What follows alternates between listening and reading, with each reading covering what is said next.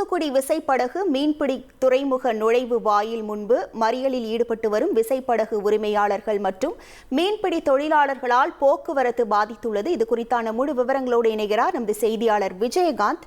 வணக்கம் விஜயகாந்த், என்ன கோரிக்கையை முன்வைத்து இந்த போராட்டமானது நடத்தப்படுகிறது? முழு விவரங்கள்.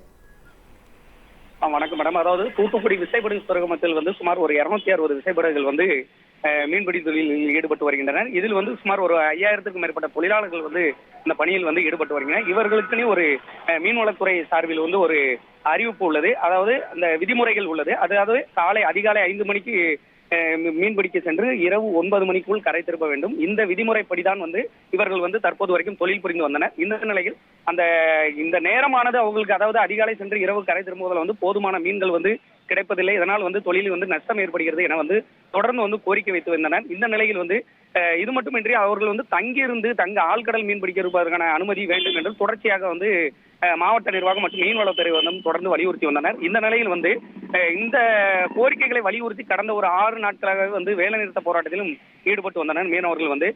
தற்போது அந்த வேலைநிறுத்த போராட்டத்தில் ஈடுபட்டு வந்த அந்த விசைப்படகு மீனவர்கள் திடீரென இன்று அந்த பழைய துறைமுகம் அருகே சாலை மறியல் போராட்டத்தில் ஈடுபட்டு வருகின்றனர். இதில் தற்போது தூத்துக்குடி ஏஎஸ்பி மதன் தலைமையிலான அந்த மீனவர்களுடன் பேச்சுவார்த்தை நடத்தப்பட்டு வருகிறது.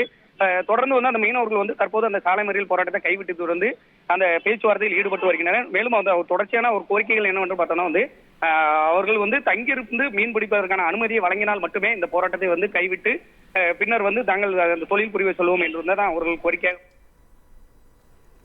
உங்கள் விவரங்களுக்கு நன்றி விஜயகாந்த். தந்தி டிவியை உங்கள் கேபிள் டிவி ஆபரேட்டரிடம் இலவசமாக கேட்டு பெறுங்கள்.